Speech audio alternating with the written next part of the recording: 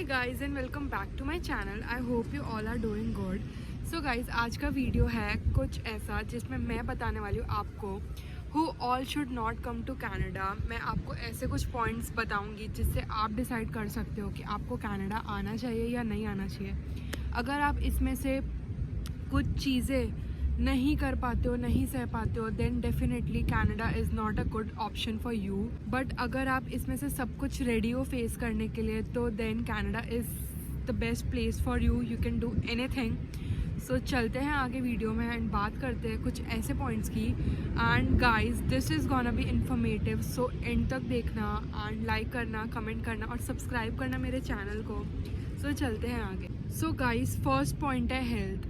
तो हेल्थ एक ऐसी चीज़ है जो अगर आप फिट नहीं हो, आपको हर दूसरे दिन कुछ ना कुछ प्रॉब्लम होती रहती है इंडिया में, या आपको बार बार डॉक्टर को दिखाना पड़ता है, ये होता है वो होता है, तो कनाडा आपके लिए नहीं है। क्योंकि यहाँ का हेल्थ सिस्टम बहुत ज़्यादा डिफरेंट है इंडिया के हेल्थ सिस्टम से।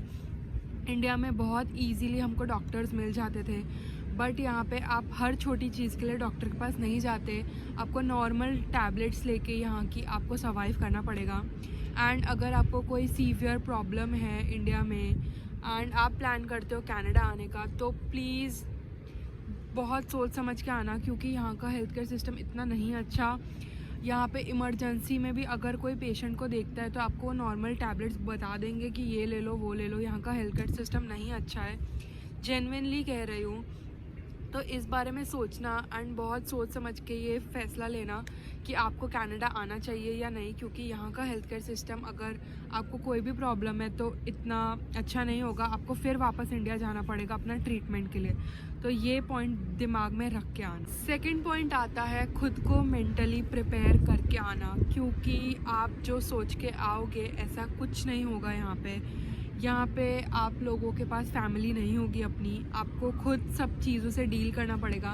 एंड अगर आप मेंटली स्ट्रांग नहीं होगे, आप मेंटली ये प्रिपेयर नहीं करके आओगे खुद को कि मुझे सब खुद से करना है एंड मेरे लिए कोई नहीं होगा यहाँ पे, तब तक आप यहाँ पे कुछ नहीं कर पाओगे। सो ये बहुत इंपॉर्टेंट है कि आपका मेंटली, आपका माइंड बहुत स्ट्रांग रहना चाहिए, सारी चीज़ों से आपको डील करना आना चाहिए। थर्ड पॉइंट है, आप जिन लोगों के साथ रहोगे, अगर आप अपनी फैमिली के साथ रह रहे हो तो आपको कोई टेंशन नहीं है। बट आप अपने फ्रेंड्स के साथ रहोगे, आप अपने क्लासमेट जो कॉलेज में जिसके साथ पढ़ते हो, जिनको आप नहीं जानते और आप यहाँ आके मिलते हो उनसे, तो आप उनके साथ रहोगे। तो बी रेडी गाइज, खुद को इतना प्रिपेयर करके आना कि ये मान लो आप लोग साथ रहोगे अपने फ्रेंड्स के साथ तो झगड़े होने वाले हैं। कोई भी दिन आपका सेम नहीं होगा, आपके कभी ना कभी अपने फ्रेंड्स के साथ कोई ना कोई चीज़ पे झगड़े होंगे। तो खुद को प्रिपेयर करके आना कि कैसे उन सब से डील करना है, क्योंकि ऐसा नहीं होगा कि हर दिन आपका स्मूथली निकलेगा।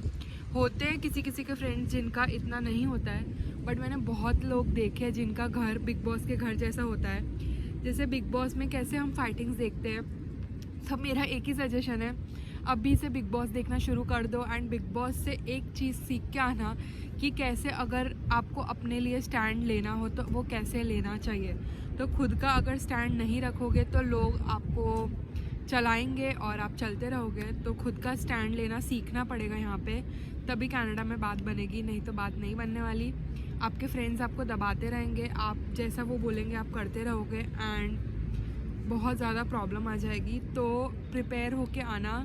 ऐसा ही सोचना हम बिग बॉस के घर में रहने जा रहे हैं, फैमिली से दूर, अच्छा खाने से दूर, यही सोच के आना है एंड तो आप आराम से कनाडा में सर्वाइव कर लोगे, नहीं तो प्रॉब्लम आएगी। फोर्थ पॉइंट है गाइज, आप लोग रेडी होने चाहिए मल्टीपल चीज़ें एक साथ करने के लिए, क्योंकि आपको यहाँ आके सारी चीज़ खुद मैनेज करनी है। मैंने बहुत ज़्यादा बार हर एक वीडियो में बताया है कि आप खुद से यहाँ पे आपको सब कुछ करना पड़ेगा। खाना बनाना, जॉब करना, सफाई करना, लॉन्ड्री करना, देन खुद की हेल्थ का ध्यान रखना, अपनी सोशल लाइफ को अप टू डेट रखना, आपको सब कुछ खुद करना पड़ेगा।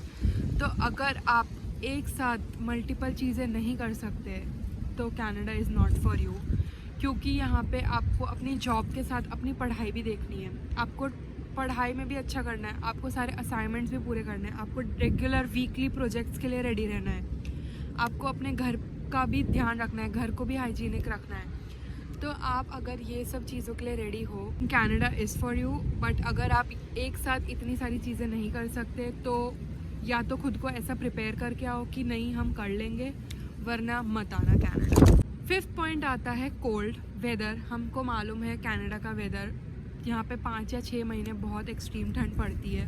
तो अगर आप कोल्ड नहीं सह सकते, आप ठंडी नहीं सर्वाइव कर सकते, आपको गर्मी ही अच्छी लगती है, आप समर्स आपको बहुत पसंद है, आप विंटर्स में नहीं, आपको 20 डिग्री या 19 डिग्री तक ही आप सहन कर सकते हो, then Canada is not for you. क्योंकि यहाँ पे एक्सट्रीम ठंड पड़ती है, यहाँ पे स्नोफॉल होता है और स्नोफॉल में तो आप सोच सकते हो -25 तक टेम्परेचर जाता है। तो अगर तो आप वो सर्वाइव नहीं कर सकते देन आपको कनाडा नहीं आना चाहिए। एंड यहाँ पे 5-6 महीने विंटर्स ही रहेंगे, तो आपको विंटर्स में सर्वाइव करना सीखना पड़ेगा। अगर आप ये कर सकते हो तो कनाडा आ जाओ। और आप में नहीं है इतना दम कि आप विंटर्स में स्नो हो रही है और आपको जॉब पे जाना पड़ रहा है, आपको बस के लिए वेट करना पड़ रहा है, वो सब आप नहीं कर सकते, तो कनाडा आपके लिए नहीं है। आपको कुछ और सोचना चाहिए, इंडिया में रहो, इंडिया में कुछ कर लो, मत आना कनाडा। देन हम ये सोच के आते हैं, 6th पॉइंट है ये हमारा, हम ये सोच के आते हैं कि हम यहाँ पे पैसे कमाएंगे, डॉलर्स कमाते हैं, हम डॉलर्स कमाते हैं यहाँ पे। बट इनिशियली आके 1-2 साल हम पार्ट टाइम जॉब्स ही करते हैं एज अ स्टूडेंट, तो हम इतना सेव नहीं कर पाते। हम लोग सेविंग्स उतनी कर पाते हैं जितनी हमारी फ़ीस निकल जाए, हमारे डेली एक्सपेंसेस निकल जाए। अगर आप ये सोच के आ रहे हो कि आप आते ही बहुत ज़्यादा सेव कर लोगे, आप घर भी ख़रीद लोगे, आप गाड़ी भी ख़रीद लोगे, आप गाड़ी का इंश्योरेंस भी करवा लोगे, तो ये नहीं होने वाला। आप इतना अर्न ही नहीं कर पाओगे कि आप इतने सब अपने शौक़ पूरे कर पाओ। बट स्लोली एंड ग्रेजुअली वो भी हो जाएगा। बट 1-2 साल ये सब अगर आप सोच के आ रहे हो कनाडा कि हम लोग आते ही सेविंग्स कर लेंगे, बट आते ही आप सिर्फ अपने इनिशियल खर्चे निकल पाओगे एंड आप अपने कॉलेज की फ़ीस जमा कर पाओगे, बाकी आप नहीं कर पाओगे कुछ भी। तो अगर ये माइंडसेट है तो आपको नहीं आना चाहिए कनाडा, क्योंकि ये माइंडसेट के साथ आप यहाँ नहीं रह पाओगे, क्योंकि इनिशियली सेविंग्स करना बहुत डिफ़िकल्ट है। तो ये 5 पॉइंट थे गाइस। एक लास्ट पॉइंट है, अगर आप अपनी फैमिली के साथ ही रहना पसंद करते हो, आप अपनी फैमिली अपने फ्रेंड्स से ही सराउंडेड रहना चाहते हो, आप अपने फैमिली फ्रेंड्स के बिना नहीं रह सकते, आप उनके साथ ही रहना पसंद करते हो, तो आपको कनाडा नहीं अच्छा लगेगा। क्योंकि यहाँ पे एक ना एक टाइम पे आप पूरे अकेले हो जाते हो और यहाँ पे आपके पास कोई नहीं होता अपना फीलिंग शेयर करने के लिए, अपनी इमोशनली मेंटली आपको कोई संभालने वाला अगर आपको चाहिए, तो अगर तो आपका कोई पार्टनर हो या कोई फैमिली वाला हो तो आपके लिए सही है कनाडा। बट अगर आप अकेले आना चाहते हो एंड आप अकेले नहीं रह सकते तो कनाडा आपके लिए नहीं है, क्योंकि यहाँ पे आपको सीखना पड़ेगा कि कैसे अकेले सर्वाइव करना है। तो गाइज़ ये सारे पॉइंट्स थे, ये सब चीज़ें थी। अगर ये चीज़ें आप कर सकते हो तो कनाडा आपके लिए बहुत अच्छी जगह है, आप बहुत अच्छा कर सकते हो कनाडा आके। और अगर आप सीखना चाहते हो तो इंडिया से ही प्रैक्टिस चालू कर दो ये सब चीज़ें की, क्योंकि फिर अगर यहाँ आओगे फिर आपको रियलिटी चेक मिलेगा कि अरे यार अब क्या करूँ, अब इंडिया जाना है, तो आप 25 लाख अपने बर्बाद कर दोगे। आप फिर क्यों ही आ रहे हो कनाडा अगर आप ये सब कर ही नहीं सकते तो बहुत सोचो समझो देन अपना डिसीजन लो कि एक चीज़ से कनाडा नहीं आया जाता।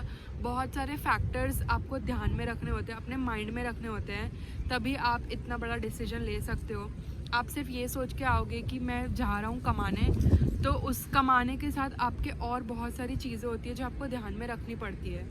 तो अगर तो आप ये सब कर सकते हो तो आ जाओ, वरना मेरा तो यही सजेशन है, आपको बहुत ज़्यादा सोचना चाहिए एंड सोच समझ के आना चाहिए, देन फिर आपका ओपिनियन है जो भी है। तो गाइज़ आई होप आपको ये वीडियो अच्छा लगा हो एंड आई होप आप अच्छे कमेंट्स करोगे इस पर। मेरे को कोई नेगेटिव हेट नहीं चाहिए प्लीज़ अपने कमेंट बॉक्स में, क्योंकि ऑलरेडी टेंशन यहाँ पे कम नहीं होता जो मैं ये सब पढ़ के और टेंशन लूँ। क्योंकि मैं फिर अगर कोई भी एक बंदा भी ऐसा कमेंट कर देता है ना, मैं पूरे दिन फिर उसके बारे में ही सोचती रहती हूँ कि मैंने क्या ऐसा गलत कर दिया। तो प्लीज़ ये सब मत करो प्लीज़। अगर आपको नहीं पसंद आ रहा वीडियो तो मत देखो, मुझे कोई फ़र्क नहीं पड़ेगा, बट प्लीज़ ऐसा हेट मत फैलाओ, क्योंकि जिस बंदे के लिए आप लिख रहे हो उसको मेंटली अफेक्ट करती है वो चीज़। तो मेरी रिक्वेस्ट है, प्लीज़ वीडियो देखो, अगर अच्छा लग रहा है तो कमेंट करो, वरना नेगेटिव हेट मत फैलाओ। बहुत ज़्यादा नेगेटिविटी मुझे नहीं चाहिए अपने लाइफ में। सो गाइज़, अब मिलती हूँ अगले वीडियो में and bye for now. Like करो वीडियो को, सब्सक्राइब करो मेरे चैनल को और कमेंट करो अगर कोई भी डाउट है। मिलते हैं अगले वीडियो में, बाय।